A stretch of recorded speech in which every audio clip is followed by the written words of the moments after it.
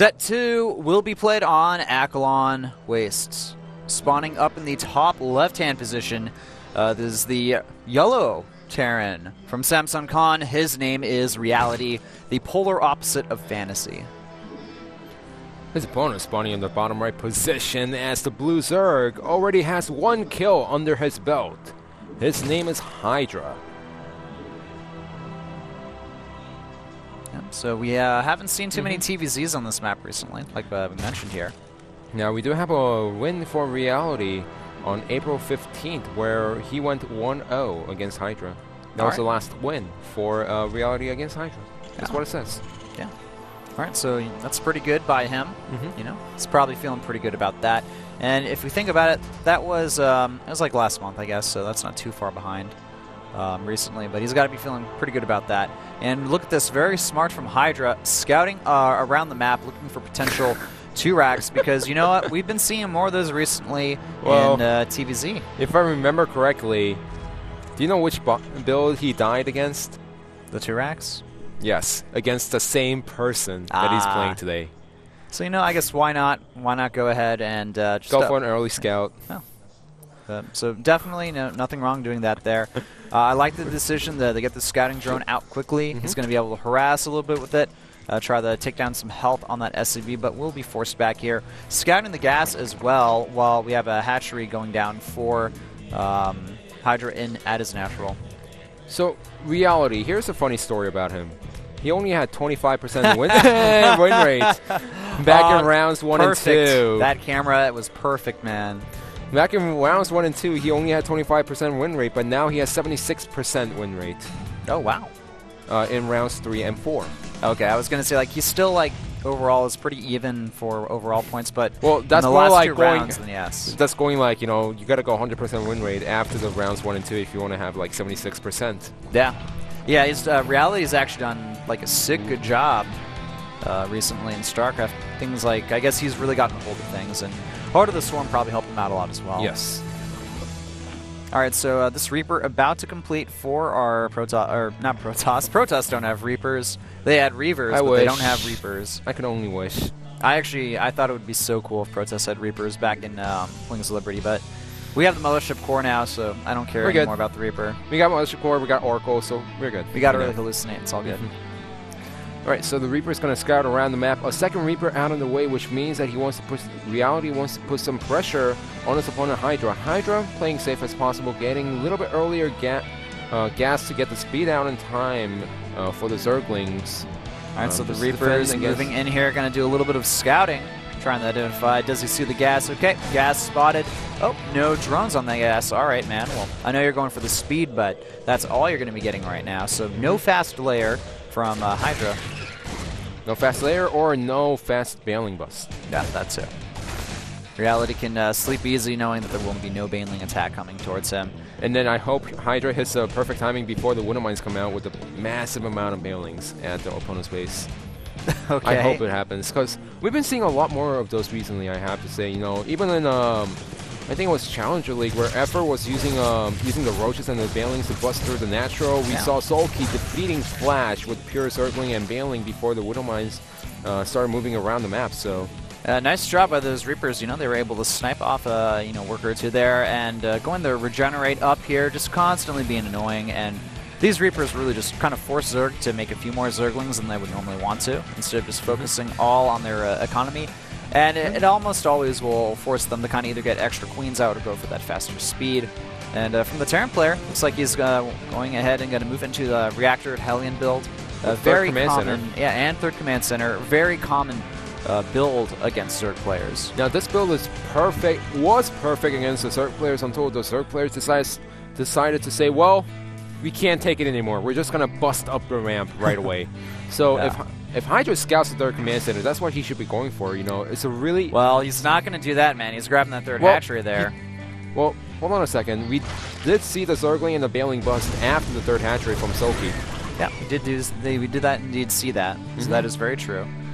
So it really depends on what Hydra starts scouting. He's getting that Roach Warren there. I have to say, this is more standard these days. You know, it is. I talked to Kelder about this recently because I wanted his take, because he's a Zerg player. He's been casting a lot longer than me as well, so went to him for a bit of advice on this.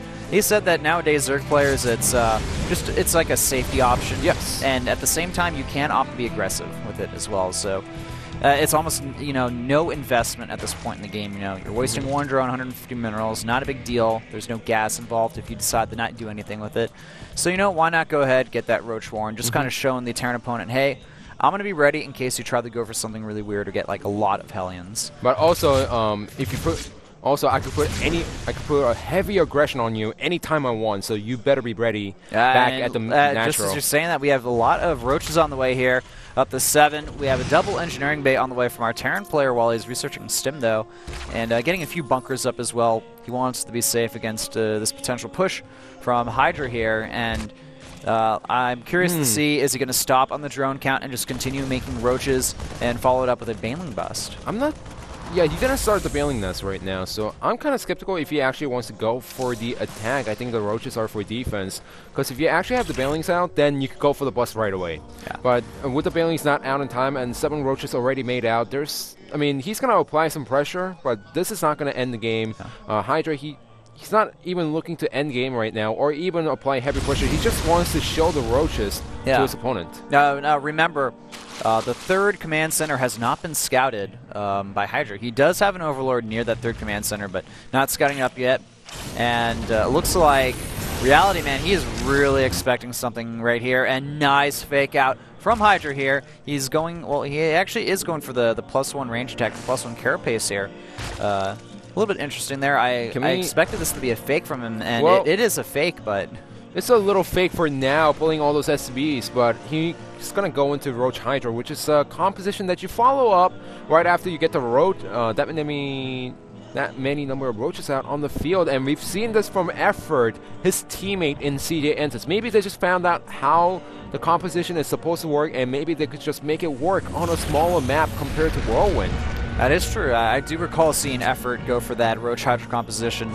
Almost worked, but in the end, things started to crumble apart for him. He had really good defense, though, initially at his bases, the Spines and the Spores.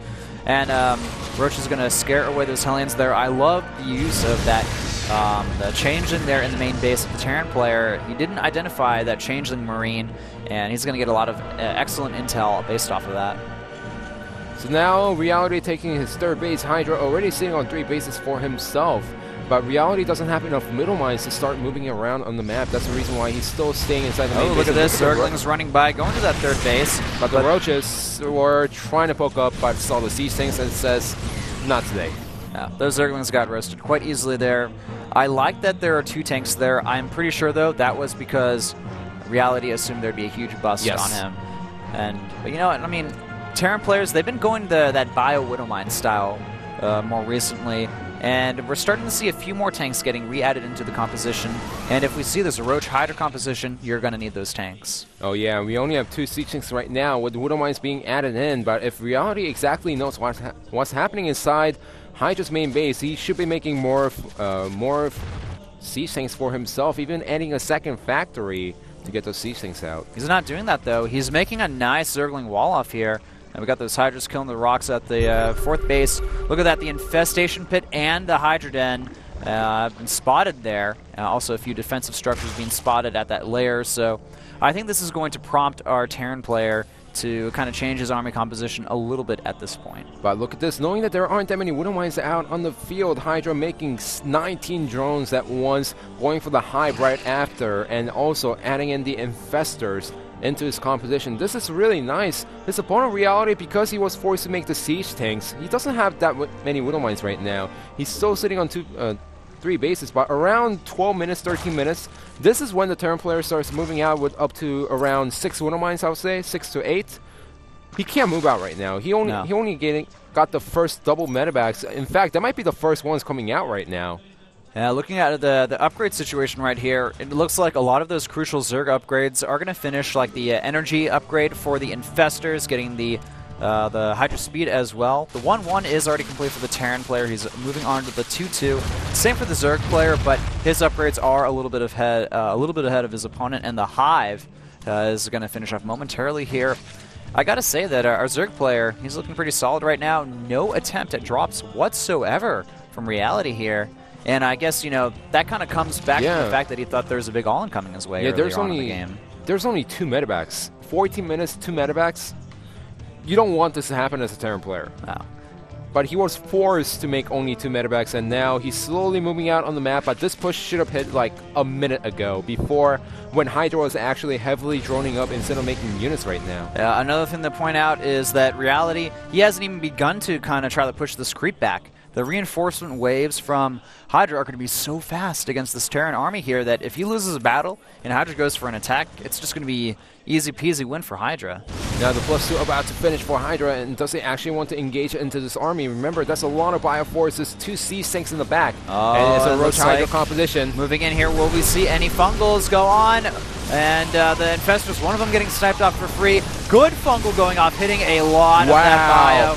And I think we're going to see our Zerg player, he does move in there for a little bit, backing off, but as we can see here, man, a lot of those bio units have been damaged. And that also means that Reality cannot easily push out from that area, so Hydra just baiting out in that little small choke until he got the fungal down. Really nice play, and Reality is forced to pull back. He does have a medevac drop going towards the fort base, but the time is on Hydra's side. Hydra, he scouts that drop, immediately kills it off there. Very smart from him. And now we are going to have an engagement in the middle of the map. The spread, very good for our Zerg player here. The Terran player, he's trying to drop his Widow Mines in there, but the problem is the Hydra count just way too large. Reality, his forces are getting completely crumbled. And here's the problem. The reinforcements are going to be 28 roaches, and pretty soon, Ultralisks. That's right, we do have the Ultralisk armor upgrade on the way. 22 roaches in production, and we also have a few extra Zerglings as well. Another hatchery being created from Hydra here, and look at this, the Terran player on 3 bases. He hasn't even begun to take us forth. He can't take a fort base right now. Like I said, his medevac count is so low. Doesn't have that many Widow Mines. He doesn't have any siege tanks against these Hydras. And the Fort Command Center, goodbye.